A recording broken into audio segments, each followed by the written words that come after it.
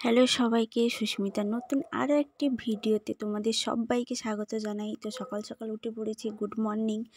তো আজকে সকাল সকাল উঠে একটা ভাবলাম যে আজকে সারাদিন না কেন ফুড চ্যালেঞ্জ করা যায়, সারাদিন আমি কি কি খাবার খাই সেটা তোমাদের সঙ্গে শেয়ার করি। তো সেটাই আমি ইন্ট্রো দিচ্ছিলাম। তো দেখতেই পেলে এখানে ঘুম থেকে উঠে ফ্রেশ হয়ে এসে যখন দেখি মা পিসি এখানে শাক কাটছিল যেহেতু খাওয়ার জন্য।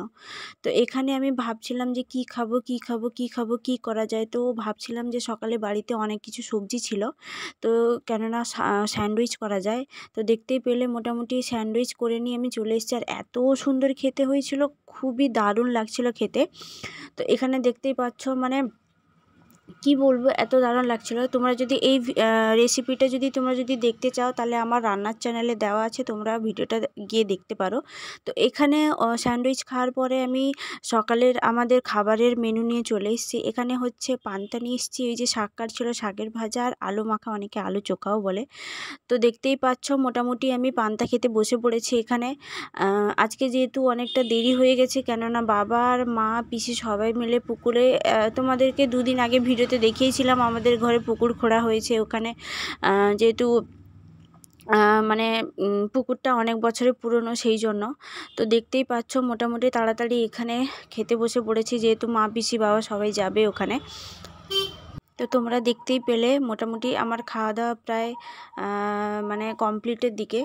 তো এখানে এসে আমি তোমাদেরকে এই পুকুরটা দেখাবো বলে এখানে ভিডিওতে বলছি যে আজকে আমি রান্না করব। আর আমাদের এইখানকার সারাদিন আমি যেহেতু বাড়িতে রান্নাই করি, ঠিক আছে, সেরকম আর কোনো কিছু কাজ থাকে না। তো সেই জন্য আমি তোমাদেরকে বলছিলাম যে বাড়িতে রান্না করব, তারপরে এসে পুকুরের সাইডে এসে এই যে দেখো, এই যে কাদাগুলো যে ছিল না, এখানে না মাটির থেকে ওই কাদা বেশি অনেকটা, যেহেতু প্রচুর পরিমাণে চারিদিকে গাছপালা ছিল, অনেকটা কেটে দিয়েছে। তো ওই পাতার উপরে পুরো কাদা ভর্তি। তো এখানে দেখতেই পাচ্ছ আমি এপাশে চলে এসেছি, কেননা কাকিমা বলছিল যে এইখানে আলু বাগানে একবার ভিডিও করে দেখাতে সবাইকে, তোমাদের সবাইকে, যে বাড়িতে কিভাবে চাষ করেছে। তো এখানে দেখতেই পাচ্ছ পুরো সবুজ আর সবুজ, আর এত সুন্দর লাগছে বাগানটা। ওই যে কাকিমা ওখানে ওই পেঁয়াজ গাছের কাছে ঘাসগুলো হয়েছিল ওগুলো তুলছে।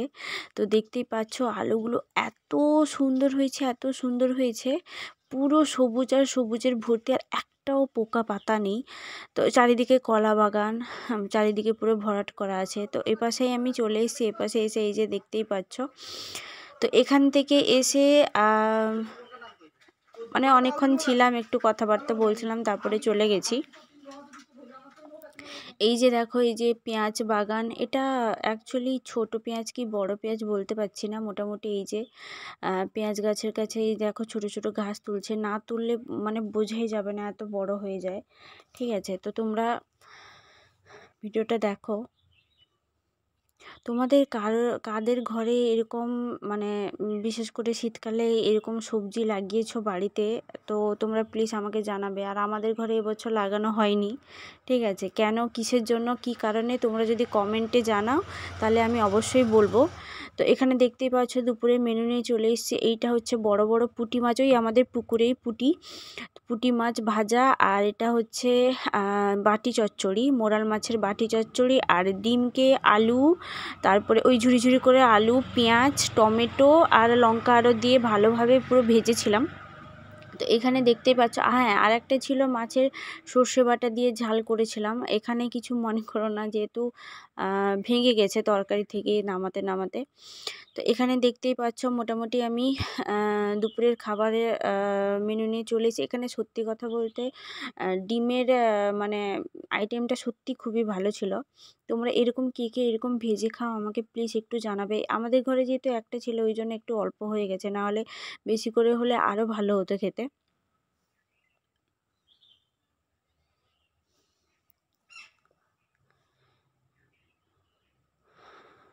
তো খাওয়া দাওয়ার পরে এখানে দেখতেই পাচ্ছ আমি নিয়ে চলে এসেছি যে রাত্রেবেলা এখানে ভাবছিলাম কি খাবো, তো দোকান থেকে এখানে ম্যাগি কিনে নিয়ে এসে, এখানে দেখো এখানে দুটো ম্যাগি আছে।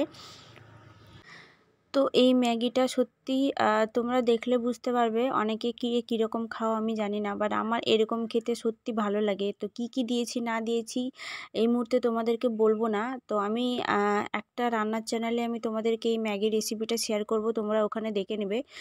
এত দুর্দান্ত হয়েছিল। যারা ম্যাগি লাভার, যারা ম্যাগি খেতে ভালোবাসো, আমি ডেফিনেটলি শিওর যে এই ম্যাগিটা তোমাদের খুবই ভালো লাগবে খেতে। তো আমি সঙ্গে সঙ্গে করিনি, কারণ রেখে দিয়েছিলাম, তাই একটু ঠান্ডা হয়ে গেছিলো, তাও একটু গরম ছিল। তো এখানে এত সুন্দর লাগছিল খেতে, আমার জিভ থেকে এখন জল বেরিয়ে আসছে, এত দারুণ লাগছিল। মানে যেটাকে বলে পুরো চুমু এরকম, এত ফাটাফাটি লাগছিল। তো তোমরা কে কোথা থেকে আমাকে ভিডিওটা দেখছো, কেউ যদি ফেসবুক থেকে দেখে থাকো তাহলে আমাকে ফলো করে দাও, লাইক করে দাও। আর কেউ যদি ইউটিউব থেকে দেখে থাকো তাহলে আমার চ্যানেলটাকে তাড়াতাড়ি সাবস্ক্রাইব করে দাও, আর কমেন্টে আমাকে জানাও যে আমার ভিডিওগুলো তোমাদের কেমন লাগছে। তো এখানে খাওয়া দাওয়ার পরে এখানে আমাদের না প্রত্যেক দিন আড্ডা বসে, লুডোর আড্ডা, ঠিক আছে। তো এখানে আমার বাড়ির পাশে একজন দিদা আছেন, উনি প্রত্যেক দিন আসেন যে লুডো খেলতে, তাই আমি, দুজন দিদা, পিসি বসে পড়েছিলাম।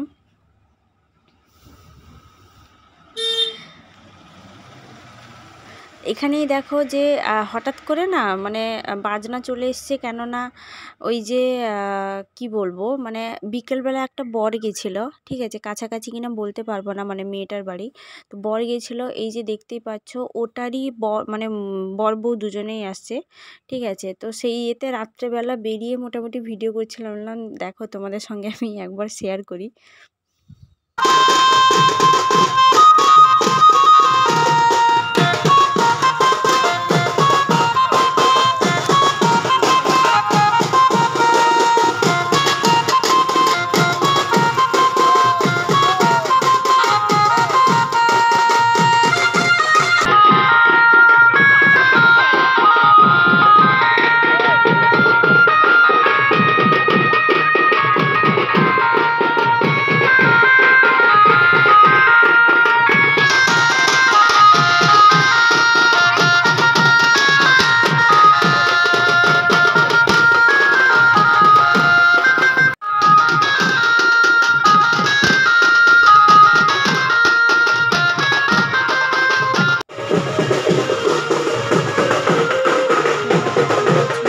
বরের গাড়ি চলে এসছে, আমরা দেখছি, কিন্তু মুখটা ঠিক মতন দেখতে পাইনি, কেননা ভেতরে লাইট ছিল না। আমি তাও ফোনের লাইট জ্বালিয়েছিলাম, তাও ঠিক মতন দেখতে পাইনি। বরটা হচ্ছে আমাদের এইখানে পাশের গ্রামে, কিন্তু মেয়েটা বলতে পারছি না। তো এখানে খাওয়া দাওয়া শেষ করে রাত্রে মেনু নিয়ে চলে এসেছি। এখানে ছিল জিলাপি, ওই যে বোঁদে, তারপরে দুটো রুটি, আর আলু আর শিম বরবটি 3টা একসঙ্গে ভাজা করেছিল। তো আজকের ভিডিওটা তোমাদের কেমন লাগলো? আমার যদি ভিডিওটা ভালো লেগে থাকে তাহলে সবাই আমার ভিডিওটাকে ফলো, সাবস্ক্রাইব করে দাও যদি ইউটিউবে দেখে থাকো। তো আজকের মতন টাটা, বাই, ফিরে আসছি নতুন আরও একটা ভিডিও নিয়ে।